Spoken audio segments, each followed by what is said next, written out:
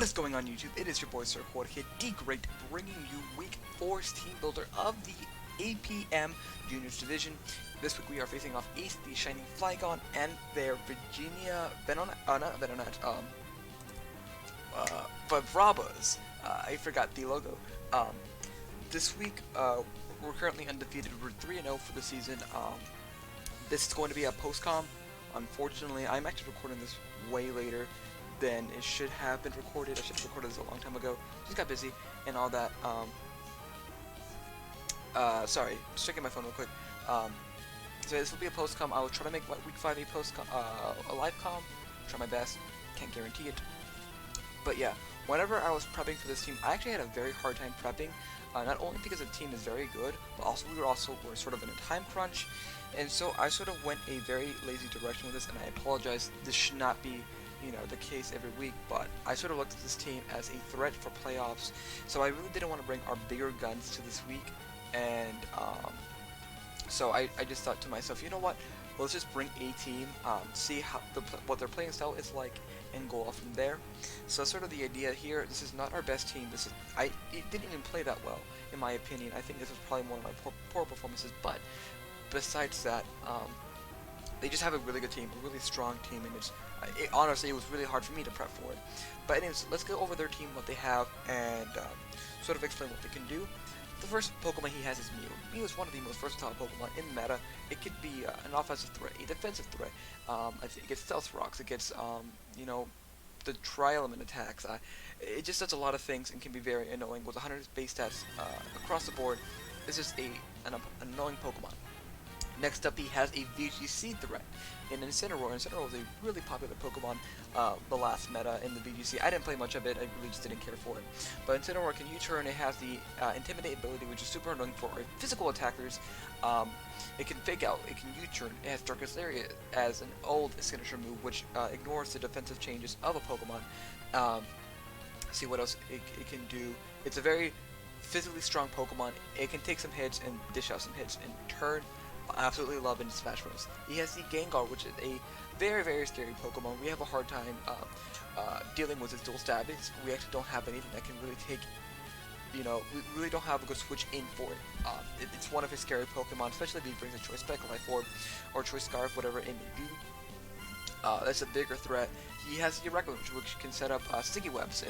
It's another physical threat with a Water Bubble ability. Essentially, it gets 2 times I believe it's 2 times the Water type moves, and if it's in the rain, it's going to benefit from that, which is again very scary given that we are a rain team. Next up, he has Verizon, which is a good grass fighting type Pokemon. You see it running Sub, Sword Dance, Leaf Blade, Close Combat. Here, I don't expect him to bring it because it just didn't have the best as a matchup, even though it's a grass type. Next up, he has the Ninetales, which is a Hail Shatter for his team, which can give him the Aurora Veil. And as Ice and Fairy typing is really good. How good it is against our team, we'll see. But yeah. Next up, he has the Steel, which is a very, very bulky Steel type Pokemon and Ground type, so it can absorb those electric hits. Can set up Stealth Rocks on its own. And it is very annoying with like a Heavy Slam, Gyro Ball. If he's a slower set. Next up, he has another threat of his Noivern. Noivern is a very annoying Pokemon to deal with. It's a Dragon type, it's a Flying type, it can defog, it can U-turn. It could be a choice, it could be a Choice Specs, Choice Bandit even. I doubt you'd run Choice Bandit Noivern. Hurricane, Boom Burst, and Draco Meteor are just really big threats on his part. Next up, he has a Gastrodon, which is a very, very bulky Water type. Especially with his Storm Drain ability, essentially, we can't hit it with Water type moves, and that's sort of annoying. And then finally, he has Arctozolt, which is probably the 3rd best fossil Pokemon from Gen 8. Obviously, it being Dracovish, Dracozolt, pretty, tie-to-tie there, and then Arctozolt, and then Arctovish. So there's that. With that Big Bolt ability move, it sort of doubles the damage output if it's the first move to go. So generally with Sticky Webs and Arctozolt is a really good pairing in my opinion. It's a really good move on Ace's part. But yeah, let's get into our team, what we have and what we're bringing. So I'm gonna get that out. So our first Pokemon is going to be Fast Fish with the Expert Belt. We're running the Prepare Tail this week. At the time, I thought it just ignored the effects. I actually misread it. Not that I read it now, I misread that. Anyways, I assumed that it would ignore Storm Drain essentially from the Gastrodon. But now that I read it properly, it does not. That's completely my part. I thought it did going into the battle. That's why I brought Propeller Tail. But anyways, we're running Liquidation, Ice Fang, Brick Break, and Crunch.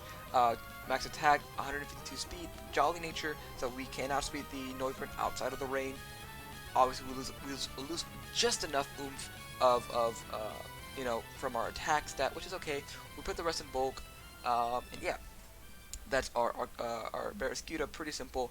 It's a breaker. It really, he's not an Eggys Super anymore because we don't have Swift Swim. Next up, we have the Arcodango with Leftovers, Intimidate, Close Combat, Crunch, Flare Blitz, Bulldoze. I wanted to bring maybe a Choice Bandit set this week, but I just went with the Leftovers. Crunch, because since we brought Flare Blitz, I wanted to recover some of that health eventually. It's just sort of annoying we can't run Morning Sun, which is sort of a drag with Arcanine in our rain team. That's like sort of a pairing that really don't match well. But that's fine, we live with that, and we just have to go on with that. Overall, this does a number to his team. I think I should have brought. I believe he gets Brick Break. Let me double check. No, he does not. I thought he got Brick Break for a second. I should have. Again, it's just a set. We're running max speed to outspeed something. I actually don't remember what it was. It's probably 0 speed something. Or actually max speed something at like one of the 60 speed tiers. We have a Rock Friendly Nature HP. Put the rest in attack, and we're Adamant. Next up, we are bringing Rune de Runerigus with a Cobra Berry, Wandering Spirit, Body Press, Stealth North with Will-O-Wisp. Really, this was meant to take a Dark Hit, and then Will-O-Wisp something, probably the Araquanid, not the Araquanid, the Incineroar. This is really our main Incineroar check with Body Press, Will-O-Wisp. I'm sorry, just Body Press because Will-O-Wisp does not affect Incineroar. It's a Fire type. But anyways, his whole objective was to get rocks up and then disrupt hits. Next up, we have Nigel, the Pelipper, with the Leftovers Drizzle this week, obviously. Liquidation, U-Turn, Brave Bird, Seed Bomb. We're bringing a physical set this week. Actually, it's cool in concept. I don't think I should have brought it this week. I think this is a set we should have brought for playoffs. It's just something my opponent would not expect, especially because Pelipper stats, he has 50 attack compared to a 95 special attack. So, his power isn't that strong on the physical side. But it is something my opponent would just not expect at all. That Seed Bomb was really for that Gastrodon, and that really was what led me to bring a physical Pelipper this week. And you'll see how I'll do in a minute if you wait for that. Next up, we are bringing a Choice Scarf, Lock-in Guard with a Defiant. Obviously, I don't think we should ever bring Battle Armor, in my opinion, unless no retreat is allowed. And so, yeah. We're rocking Close Combat, Iron Head, Rock Slide, Throw Punch. We're running enough speed. I think here we're outspeeding Noivern. I could be wrong. I know it's one of his faster threats, and everything else just, overall this just does a number to his team, but we just lose that power output with not being Adamant or being Choice Bandit. It sort of sucks. But it is what it is. And then finally we are bringing Erichan, the Galarian Rapidash with the Leftovers, Pesto Veil, Sword Stance, Substitute, Throat Chop, Play Rough. Really, I was hoping it could do some things, but there's just a lot of threats that can outspeed it, so it wasn't the best bring this week, I will admit. I thought it was cool in concept, but, just losing, psychic coverage and losing some other things just really hurt us, in my opinion, and so we just had to go with it. But yeah, that's our team this week. Let me know what you guys think down below. Again, I apologize for not being our best team. We were in a time crunch, and I know we will see Ace in the playoffs, definitely. So yeah. Let me know what you guys think down below. Tell me how I could improve this team. If you guys want to help out, let me know. Again, my DMs are always open on Discord. And so yeah, you guys do know me as Jorge. Make sure you are praising the word of hello, Eggy. And I'm sorry, guys. We will catch you guys next week, or actually at the battle. What am I talking about? At the battle. We'll see you at the battle. Bye bye.